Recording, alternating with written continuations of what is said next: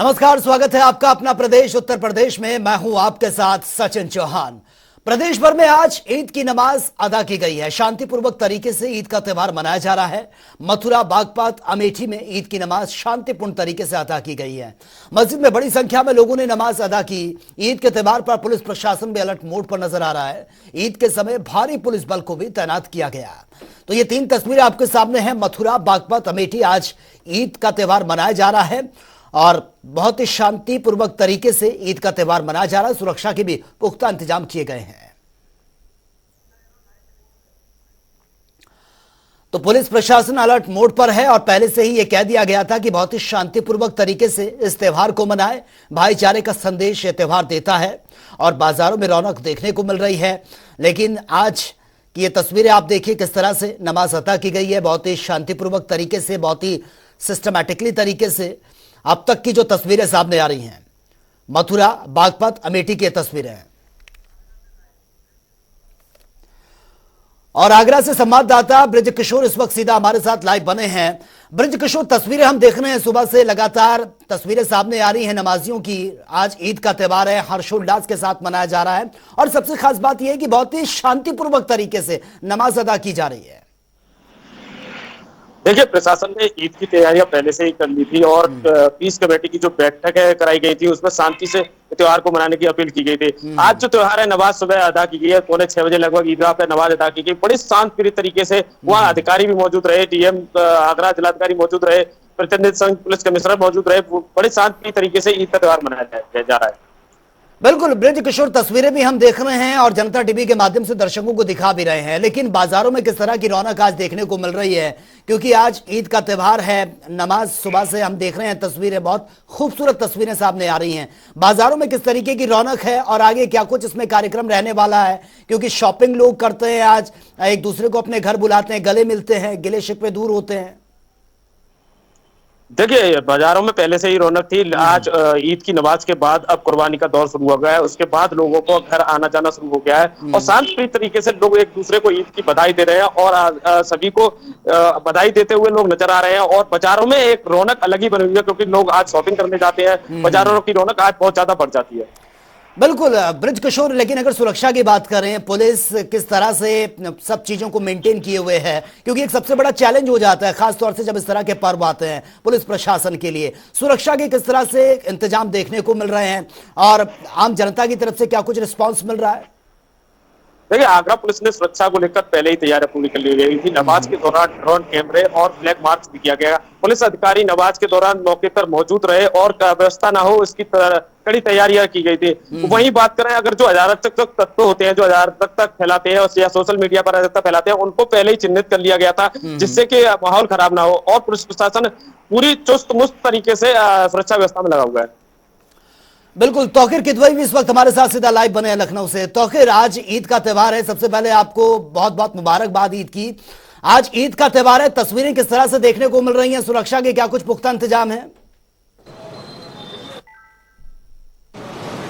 पहले तो आपको भी ईद की और सभी जो जनता टीवी देख रहे हैं सभी को ईद की दिल्ली मुबारकबाद। देखिए, इस वक्त हम लखनऊ के इमामबाड़े के पास खड़े हुए हैं और यहाँ पर कुछ देर बाद ही अभी नमाज शुरू होने वाली है। आप तस्वीरों में देख सकते हैं कि सुरक्षा व्यवस्था जो है वो यहाँ पर चाक चौबंद की गई है। पुलिस की जो तादाद है वो बढ़ाई गई है और इसके साथ ही कोई भी ऐसा व्यक्ति जो शांति व्यवस्था को भंग कर सकता है, ऐसे लोगों को खासकर नजर रखी जा रही है। कल सीएम योगी आदित्यनाथ ने भी जिस तरह से कहा था कि जो भी परंपराएं हैं, जो पुरानी परंपराएं हैं, वो तो चलेंगी, सबको मुबारकबाद दी उन्होंने। उसके अलावा साफ तौर पे कहा था कि कोई भी नई परंपरा शुरू ना की जाए। कुछ गाइडलाइन भी जारी की गई थी, जिसको लेकर जो इमाम है मस्जिदों के, उनकी तरफ से ऐलान किया गया था और जो धर्मगुरु हैं उनकी तरफ से भी खास ताकीद की गई थी कि जो लोग हैं वो गाइडलाइन का पालन करें। और जो सुरक्षा व्यवस्था के इंतजाम की बात की जाए तो 3 से 4 दिन हो गए लगातार जो बड़े अफसर हैं लखनऊ के या प्रदेश के, वो भ्रमण कर रहे हैं। सबकी ड्यूटी लगाई गई थी कि सड़कों पर मौजूद रहें। तरह से चाक चौबंद व्यवस्था के बीच जो त्यौहार है उनको सकुशल संपन्न कराया जाए। बिल्कुल तौकीर किदवई, तस्वीरें हम देख रहे हैं, बहुत खूबसूरत तस्वीरें लगातार सुबह से सामने आ रही हैं। लेकिन आज के वक्त सबसे बड़ा चैलेंज प्रशासन के लिए हो जाता है सुरक्षा के। क्या कुछ पुख्ता इंतजाम किए गए हैं? क्या कुछ ऐसी जगहों को भी चिन्हित किया गया है जो बहुत ज्यादा सेंसिटिव हैं, जहां पर अक्सर इस तरह की कोई अप्रिय घटना ना हो, और अगर होती भी है तो वक्त रहते उसको कंट्रोल किया जा सके? देखिए, सबसे बड़ी बात है कि लखनऊ कई हिस्सों में बटा हुआ है। उसको पहले भी 6 जोन में बांटा गया था, लेकिन लखनऊ अमूमन भी जो है 2 हिस्सों में बटा हुआ है। यहाँ पर पुराना लखनऊ और नया लखनऊ, ये 2 ऐसे हिस्से हैं जहां पर अलग अलग तरह की आबादी है। पुराने लखनऊ में चौक, अमीनाबाद, ठाकुरगंज, नखास ऐसे एरिया आते हैं, यानी कि वो जो लखनऊ की पहचान है। इमामबाड़ा भी पुराने लखनऊ में आता है, इसीलिए इन सब इलाकों में सुरक्षा व्यवस्था ज्यादा मजबूत की गई थी। और पुलिस की जो पैदल गश्त है, जो फ्लैग मार्च है, वो आए दिन यहाँ पर देखने को मिल रहा था। आम लोगों के बीच इस बात की भी धारणा बैठाने की कोशिश की गई थी कि पुलिस आपके आसपास है, किसी भी परिस्थिति से निपटने के लिए पुलिस मौजूद है। फिलहाल आज अगर बात की जाए तो पुराने लखनऊ में एक माहौल है, लोग घरों से निकल रहे हैं, नमाजों के लिए मस्जिदों की तरफ जा रहे हैं, और इसी के बीच कई जगहों पर जो नमाज है वो अदा भी की जा चुकी है। और इस समय अब इमामबाड़े में कुछ देर बाद ही नमाज होनी है, और यहाँ पर भी आप देख सकते हैं तस्वीरों में कि लोगों का आना शुरू हो चुका है। अब कुछ देर बाद यहाँ पे नमाज होगी, और जो यहाँ के इमाम है कल्ब जवाद, जो धर्मगुरु हैं, शिया धर्मगुरु हैं, बड़े उनका ओहदा है, वो आज जो है यहाँ पर पहुंचेंगे, और अभी यहाँ पर कुछ देर बाद नमाज अदा की जाएगी। बिल्कुल तौकीर कितवई, लेकिन जिस तरह से सुरक्षा के पुख्ता इंतजाम किए गए आप बता रहे हैं, बाजारों में किस तरह से रौनक देखने को मिल रही है? क्योंकि अभी तो बहुत से लोग नमाज पढ़ चुके हैं, कुछ नमाज के लिए वो जा रहे हैं, लेकिन आगे क्या कुछ कार्यक्रम रहने वाले हैं? क्योंकि आज कुर्बानी का भी दिन है, लोग शॉपिंग भी करते हैं, गले मिलते हैं, एक दूसरे के घर भी जाते हैं। थोड़ा विस्तार से आप बताइए। देखिए, जो बकरा की जो कुर्बानी है उसको लेकर कई दिनों से यहाँ पर जो मंडियां हैं वो सजी हुई थी, लोगों की बड़ी तादाद नजर आ रही थी। अलग अलग इलाकों में बड़ी बड़ी मंडियां लगी थी और लोग कई दिन से खरीदारी कर रहे थे। और आज काफी हद तक करीब मान सकते हैं कि आप 60% ऐसा कुर्बानियों की जो वो है वो हो भी चुकी है कुर्बानियां। अब लोग अपने यहाँ से जो लोग नमाज पढ़ के जाएंगे वो फिर कुर्बानियों करेंगे, और वहां पर अल्लाह को याद भी किया जाता है। और इसके अलावा सेक्रीफाइस का एक डे है, इसको भी इस तरह से देखा जाता है कि लोग अपनी सबसे अजीज चीज, यानी सबसे करीबी चीज होती है, उसको कुर्बानी के तौर पर देते हैं अल्लाह को। और इस यही वजह है कि जो इसके त्योहार के जो मायने हैं वो यही है कि सेक्रीफाइस है, लोगों के बीच सौहार्द है, आपसी मोहब्बत, भाईचारा है, इसी का पैगाम देता है ईद। इसी की वजह से अभी जब नमाज पढ़ के लोग निकलेंगे तो उसके बाद एक दूसरे से गले मिलेंगे, ईद की मुबारकबाद देंगे, और इसके बाद घरों में भी जाना शुरू होगा।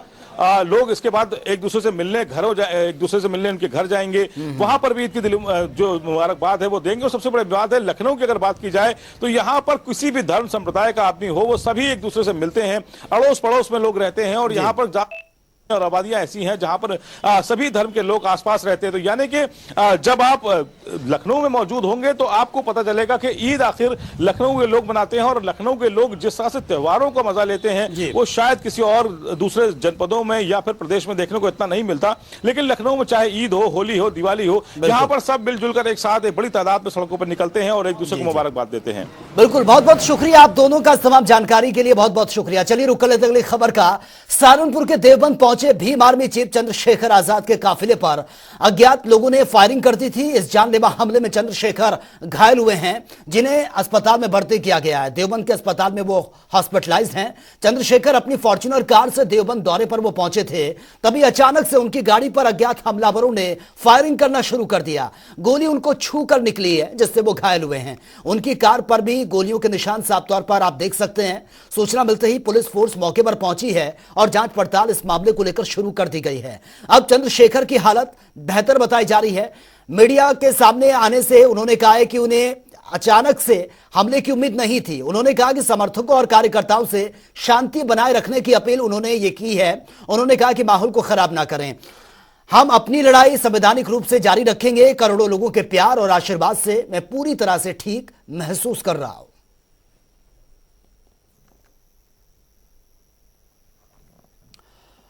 और वहीं यूनिफॉर्म सिविल कोड पर राज्यसभा सांसद संजय सिंह ने कहा है कि आप यूनिफॉर्म सिविल कोड का समर्थन करना चाहती है, लेकिन यूसीसी को लेकर पीएम मोदी ने देश के सामने कोई ड्राफ्ट ही नहीं रखा। साथ ही उन्होंने कहा कि बीजेपी मकसद जो है बीजेपी का यूनिफॉर्म सिविल कोड को पास करना नहीं है, बल्कि इस मुद्दे पर केवल राजनीति करना है। संजय सिंह ने आगे कहा कि अगर बीजेपी का मकसद यूनिफॉर्म सिविल कोड लागू करना होता तो 9 साल से बीजेपी सरकार क्या सो रही थी।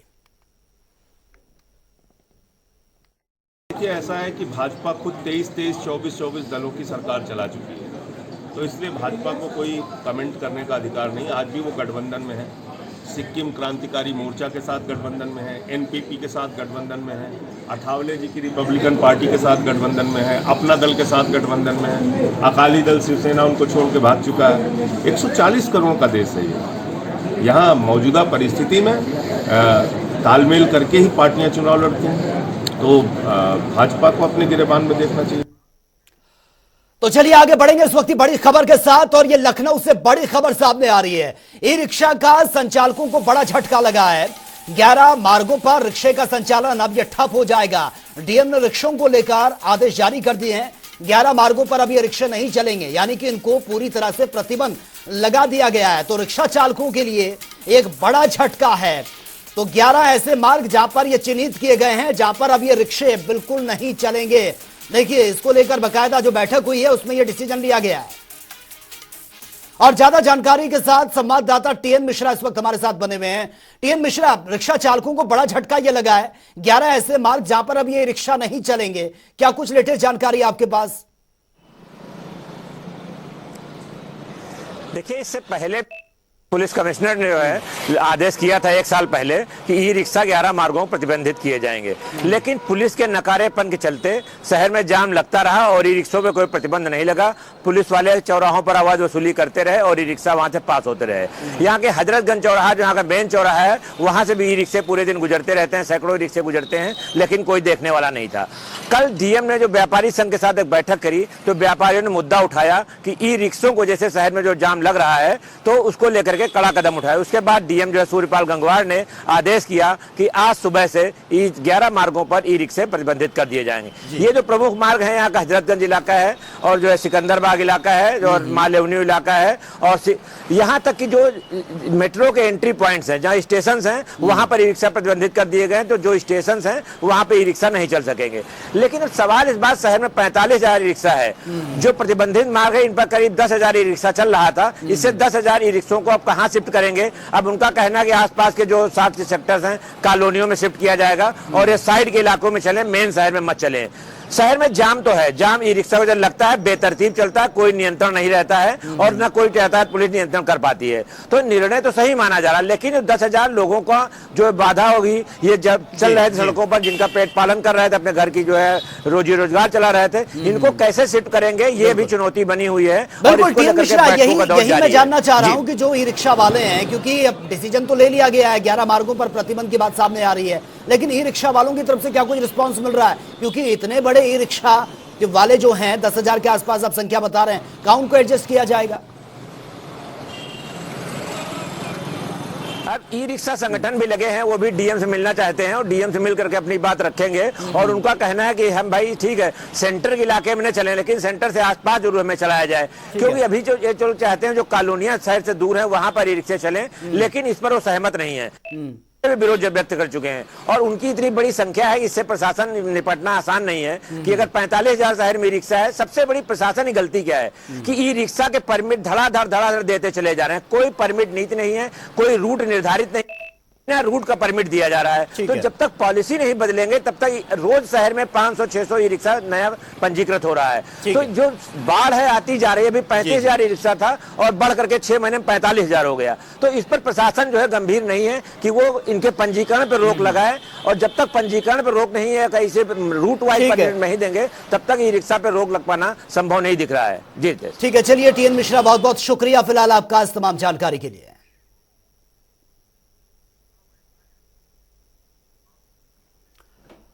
तो फिलहाल इस बुलेटिन में मेरे साथ इतना ही, लेकिन जाते जाते आपको छोड़ जाते हैं जनता टीवी के तमाम रिपोर्टर्स की ग्राउंड जीरो रिपोर्ट के साथ। नमस्कार।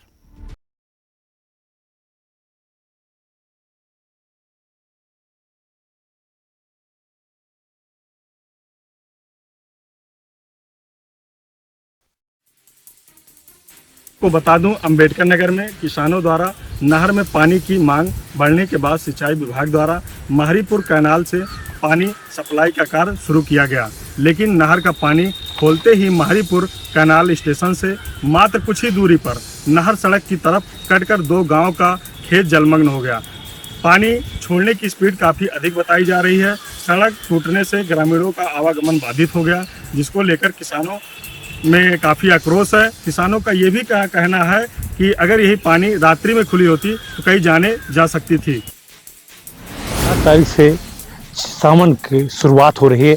इसी कड़ी में आज जिला प्रशासन और पुलिस प्रशासन ने अयोध्या की गलियों और सड़कों पर घूमकर जो 1 महीना सावन झूला मेला चलेगा, आज उसकी तैयारियों का जायजा लिया गया। सुरक्षा व्यवस्था के पुलिस की तरफ से व्यापक इंतजामात किए गए हैं, तमाम सेक्टर जोन में बांटा गया है और तमाम फोर्स की मांग भी की गई है। तो ऐसे में सबसे बड़ी चैलेंजिंग की बात यह है कि राम पथ और जो भक्ति पथ जो निर्माण है, अयोध्या का जो निर्माण चल रहा है, पूरा गड्ढे और नाले खोदे गए हैं और उसका निर्माण जोरों शोरों पे। उसमें सबसे बड़ी अगर बाधा है तो बारिश। देखने की बात यह है कि जो 1 महीना सावन झूला मेला चलेगा, पुलिस प्रशासन और आला अधिकारी कैसे साकुशल संपन्न अयोध्या मेले को कराएंगे। वीडियो पर्सन कृष्णा के साथ BS लाठी, जनता टीवी, अयोध्या।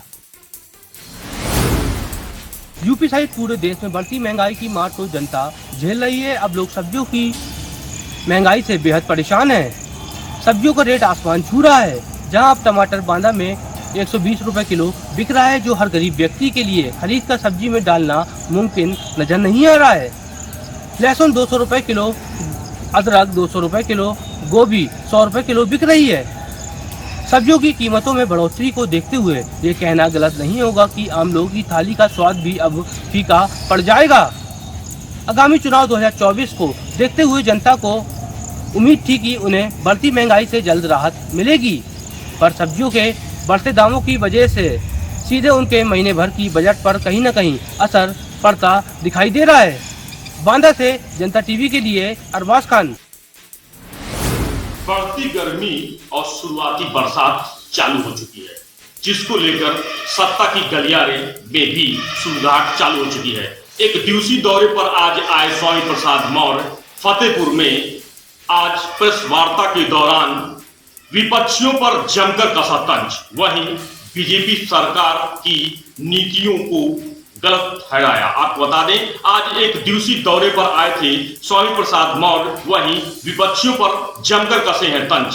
उन्होंने कहा कि 2024 में बीजेपी का अब पाप का अंत हो चुका है, उसकी विदाई होना तय हो चुकी है। आपको बता दें, आज एक दिवसीय दौरे पर आए थे स्वामी प्रसाद मौर्य, वहीं उन्होंने विपक्षियों पर आज जमकर किया है पलटवार। आपको बताते चले, आज फतेहपुर में वहीं उन्होंने बीजेपी की नीतियों को गलत ठहराया और सपा के खेमे पर वोट डालने की अपील। आपको बता दें, आज एक दिवसीय दौरे पर आए थे के साथ भीमशंकर, जनता टीवी, फतेहपुर।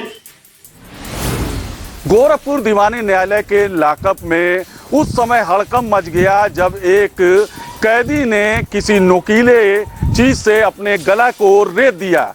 बताया जाता है कि 14 महीने से एक मर्डर केस में वो जिला जेल में बंद था। वकीलों के आश्वासन पे वो लगातार यह उम्मीद करता था कि 3-4 दिन में छूट जाएगा, लेकिन कई बार पेशी पे आने के बाद भी जब वो नहीं छूटा तो आज पेशी पर उसने ब्लेड से गला अपना रेत लिया। आपको बता दें, सूरजकुंड गोरखपुर का रहने वाला बंटी 14 महीने से जिला जेल में एक मर्डर केस में बंद था और वकील हमेशा उसको आश्वासन देते थे कि तुम 3-4 दिन में छूट जाओगे, लेकिन छूट नहीं छूटने पर वो पूरी तरीके से डिप्रेशन में आ गया था और आज उसने अपनी गला को रेत दिया। लहूलुहान कैदी को पुलिस ने आनन फानन में जिला अस्पताल पहुंचाया, जहां उसका इलाज चल रहा है। अब पुलिस इस बात की जांच कर रही है कि आखिर में लॉकअप में ब्लेड किसने पहुंचाया। मथुरा कोर्ट द्वारा आज नाबालिग के साथ बलात्कार के आरोपी को 20 साल कठोर कारावास और 50,000 रुपये के अर्थदंड की सजा सुनाई गई है, जिसमें मैं आपको बता दूं कि थाना रिफाइनरी इलाके में 2019 में ये घटना हुई थी, जहां पर रेलवे स्टेशन के पास गई नाबालिग बच्ची के साथ वहीं के उस्मान उर्फ नैना ने बलात्कार की घटना को अंजाम दिया था, जिसकी शिकायत पीड़िता के दादा के द्वारा थाना रिफाइनरी में दर्ज कराई गई थी और उस पर आज कोर्ट ने 20 साल की कठोर कारावास के साथ साथ 50,000 के अर्थदंड की सजा सुनाई गई है। 50,000 की रकम में से आधी रकम पीड़िता को मुआवजे के तौर पर दिए जाने का आदेश दिया गया है, जिसमें बताया गया है कि ये पीड़िता पानी लेने के लिए स्टेशन के पास गई थी, जहां पर आरोपी द्वारा उसके साथ बलात्कार की घटना को अंजाम दिया गया था। बच्ची के साथ गई उसकी सहेली ने पूरी घटना परिवार को बताई थी और उसके बाद ये मुकदमा दर्ज हुआ था, जिसमें आज कोर्ट द्वारा अब आरोपी उस्मान उर्फ नैना को 20 साल की सज़ा के साथ 50,000 के अर्थदंड की सज़ा सुनाई गई है। सुरेश सैनी, जनता टीवी, मथुरा। अमेठी में 18 वर्षीय दलित युवती के साथ रेप का मामला निकलकर सामने आया है। आपको बता दें कि युवती का दूर का रिश्तेदार अश्लील वीडियो बनाकर युवती को धमकाकर 1 साल तक करता रहा रेप। युवती ने इस पूरे मामले से आज ही जाकर परिजनों को जाकर बताई है पूरी बात। परिजनों ने युवती संग थाने पहुंचकर तहरीर देकर लगाई है न्याय की गुहार। फिलहाल अब देखने वाली बात होगी अमेठी पुलिस इस पर क्या कार्रवाई करती है और युवती को कब तक न्याय मिल पाता है। विनोद कुमार दुबे, जनता टीवी, अमेठी। बदायूं जिले में देवी देवताओं के ऊपर एक अमर्यादित टिप्पणी का वीडियो सोशल मीडिया पर जमकर वायरल हो रहा है। इस वायरल वीडियो से क्षेत्र व जिले में तरह तरह की चर्चाएं बनी हुई हैं। इस पूरे मामले को संज्ञान में लेते हुए हिंदू संगठन के लोगों ने थाना पुलिस को शिकायती पत्र दिया।